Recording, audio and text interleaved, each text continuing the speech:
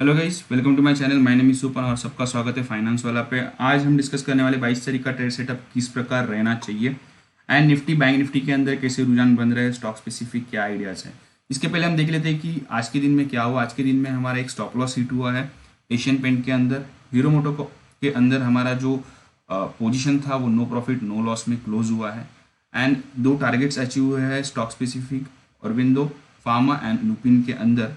And indices के अंदर bank Nifty के अंदर में अच्छा खासा प्रॉफिट हुआ, more than 350 points each lot. अभी हम देखते हैं 22 तारीख का ट्रेड सेटअप।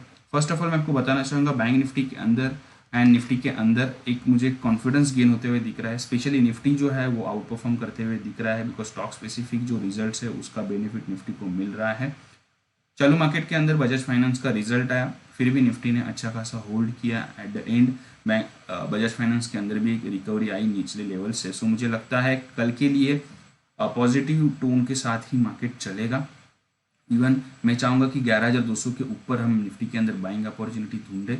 100 पॉइंट्स का अपसाइड मुझे आते हुए दिख रहा है। ये जो रैली है 11,450 तक मुझे लग रही है, जो मैंने पहले भी बताया था। बहुत बार मैंने ये बता चुका हूँ कि मार्केट जो है ये बुल ग्रिप के अंदर है और ये ट्रेंडी चल रहा है। इवन एफ का जिस प्रकार मैंने बताया था 11,000 क्रॉस होने के बाद इनको बाय करना ही है। आज अगर आप एफ का नंबर देखेंगे बाइंग नंबर तो आपको शो होगा कि किस प्रकार वो बाइंग कर रहे हैं। इवन उनका बाइंग जो है वो भी आप समझ सकते हैं कि ब्लू चिप्स के अंदर ही आ रहा है।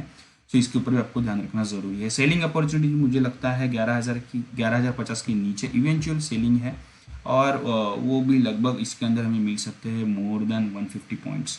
सो इसके ऊपर भी आपको ध्यान रखना ज़रूरी है। बट अगेन यहाँ पे आपको स्ट्रिक्ट स्टॉप लॉस फॉलो करना ज़रूरी है।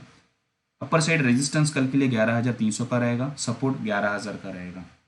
अभी हम देखते हैं ओ आई बेसिस पे क्या चेंजेस हुए हैं। अगेन ओ आई बेसिस पे थोड़ा सा ओपन इंटरेस्ट जो बिल्डअप है उसमें थोड़ा सा स्लोनेस मुझे दिख रहा है बिकॉज अगर हम देखें तो कॉल के अंदर पूरी तरह से अनवाइंडिंग होना चालू हुआ है एंड जो ओवर सोल्ड कहते हैं वो ओवर सोल्ड जो पोजीशन थी उसमें भी अनवाइंडिंग आई है 11,000 के। सो इसकी का बेनिफिट आज हमें मिला।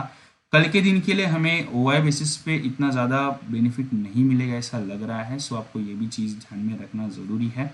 इवन अगर हम देखें पुट के अंदर बहुत ही बढ़िया यहाँ पे राइटिंग आते हुए दिख रही है। पुट का राइटिंग जो है वो शिफ्ट होते होते अभी 11,100 तक आ चुका है, जो मुझे फर्दर कॉन्फिडेंस दिला रहा है। Even in the money puts भी राइट होना चालू हो चुके हैं।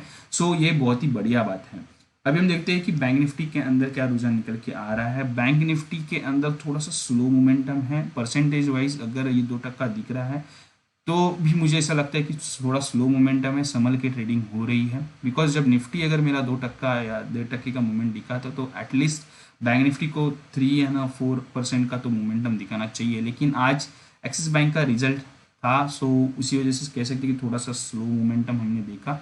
बट मुझे लगता है कर अगर 23,050 के ऊपर निकलता है तो फ्यूचर्स में डेफिनेटली आपको एक चांस लेना चाहिए। बिकॉज मैंने पहले भी कहा है 23,000 के ऊपर का क्लोजिंग आता है तो वहाँ से 1,500 पॉइंट की बैंक निफ्टी के अंदर तेजी बन रही है।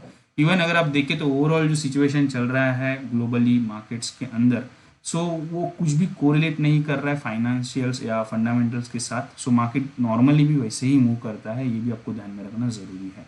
जो पिछले 5 साल या पिछली मंदी जिन्होंने देखी है, सो दे ऑल नो दैट कि मार्केट जो है वो सिचुएशन से कोरिलेट बहुत ही कम बार करता है। वो फ्यूचर को प्रेडिक्ट करके ही चलता है।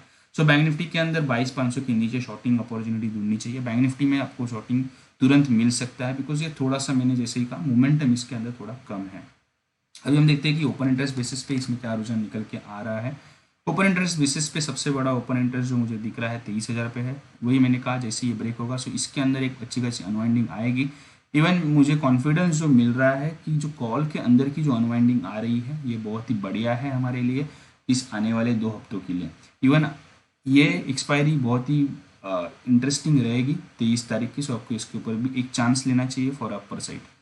देन पुट के अंदर अगर हम देखें तो कंसिस्टेंट इंक्रीजिंग हो रहा है, पोजीशंस कंसिस्टेंटली इंक्रीज हो रहा है, जो अच्छी बात है कि यहाँ पे भी अच्छा खासा राइटिंग हो रहा है।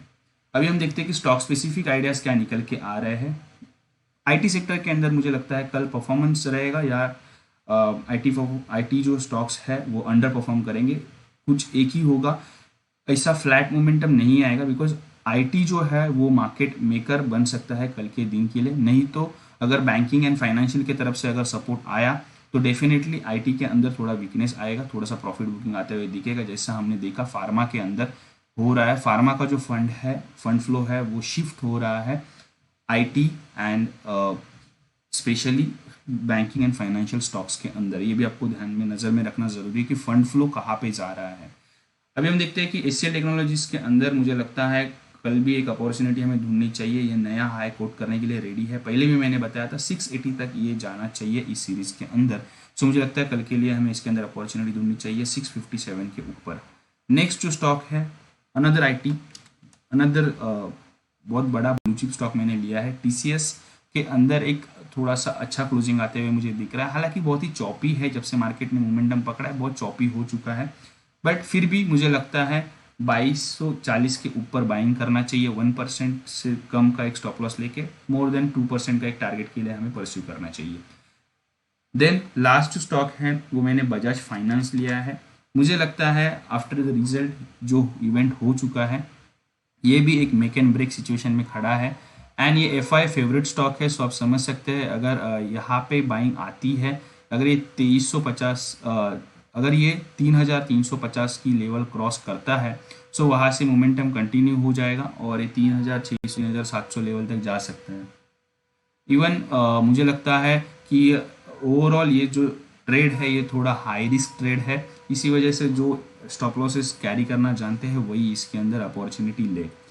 नेक्स्ट अभी हम देखते हैं कि सेलिंग साइड में कौन से अपॉर्चुनिटी निकल के आ रहे हैं। मुझे लगता है आईटीसी के अंदर हमें शॉर्ट करना चाहिए कल के दिन के लिए, बिकॉज स्टॉक का चार्ट वीक हुआ है। एंड एफएमसीजी में अभी नेक्स्ट प्रेशर अगर कहीं पे आएगा तो मुझे लगता है एफएमसीजी के अंदर आएगा। स्पेशली आईटीसी थोड़ा सा वीक होते हुए दिख रहा है चार्ट्स के ऊपर। जैसे ये 191.50 का लेवल ब्रेक करेगा, एक मोर देन 1% का एक स्टॉप लॉस लेके हमें इसको 187 तक की डाउन साइड बन रही है, सो इसका बेनिफिट हमें लेना चाहिए। नेक्स्ट जो स्टॉक्स है दोनों भी स्टॉक मैंने आज के ही शॉर्ट पोजीशंस लिए हैं। मुझे लगता है इनके अंदर अभी भी शॉर्ट सेलिंग होना बाकी है। अगर आपने कल का वीडियो देखा है तो ऑरो फार्मा को मैंने बताया था कि ये लेवल यहाँ से ब्रेक होगा तो शॉर्ट होगा, वही हुआ आज के दिन में। सो अगेन एक सपोर्ट के नज़दीक है, जो सपोर्ट है इसको 801 का, सो वो ब्रेक होता है तो आफ्टर कंफर्मेशन में शॉर्टिंग पोजीशन लेना चाहूँगा। मुझे लगता है और भी ज़्यादा प्रेशराइज ये होना चाहिए। सो आप लेवल्स लिख के लीजिए या हमारे व्हाट्सएप ग्रुप में आपको डेफिनेटली ये लेवल्स मिल जाएंगे। देन लुपिन जो स्टॉक है ये भी मुझे लगता है इसमें भी वीकनेस आना बाकी है, बट अगेन इसमें आपको क्वांटिटी थोड़ा कम करना चाहिए बिकॉज बहुत ही चॉपी मोमेंटम दिखाता है। बट अगेन मुझे लगता है ये प्राइस एक्शन बेसिस पे फॉलिंग 3 बनाने के लिए रेडी है। So those who know technicals उनको समझ में आया मैंने क्या बताना चाह रहा हूँ। ये फॉलिंग 3 बनाने के लिए रेडी है। सो फर्दर डाउन साइड मैंने पहले ही बताया मुझे 810 तक की डाउन साइड आते हुए दिखती है इसके अंदर। सो आप इसके ऊपर नज़र रखिए। लास्ट जो स्टॉक मैंने यहाँ पे बताया लुपिन, सो अगेन इसके अंदर को क्वांटिटी कम करना है ये भी मैंने आपको बता दिया है। अभी हम देखते हैं कि ओआई बेसिस पे कौन से स्टॉक वीक है। ओआई बेसिस पे बजाज फाइनेंस वीक हो रहा है, अमर राजा वीक हो रहा है, एंड बुलिश साइड में BPCL, Jindal steel and Escorts. Jindal steel के ऊपर मैं एक जस्ट छोटा सा कवर लेना चाहूँगा बिकॉज मैंने इसको सजेस्ट किया था स्टॉक टॉक के अंदर कि 180 के ऊपर निकलता है तो हमें बाय करना चाहिए। सो गाइज वो लेवल आ रहा है स्लोली, आप इसके ऊपर ध्यान रखिए। क्लोजिंग अगर 180 की आती है तो आप बाय कर सकते हैं इसको पोजिशनल बेसिस पे 175 के स्टॉप लॉस के साथ। सो ओवरऑल गाइज मुझे लगता है मार्केट जो है बुलिश है और हमें इसका बेनिफिट लेना चाहिए। Thank you very much, have a nice trading session ahead, good day.